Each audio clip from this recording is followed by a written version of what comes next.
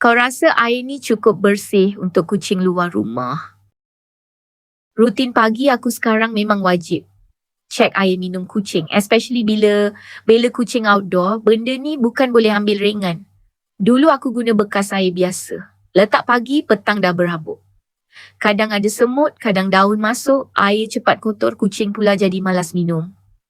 Dari situ aku sedar masalah bukan kucing, tapi air kucing tu sendiri.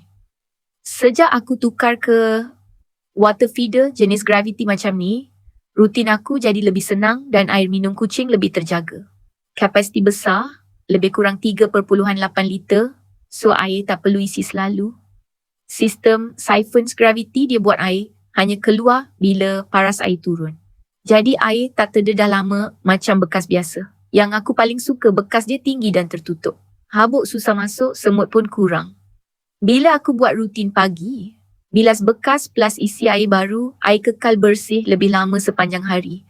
Untuk kucing outdoor, ni memang membantu gila. Bezanya jelas, bekas biasa, air cepat kotor, kucing kurang minum.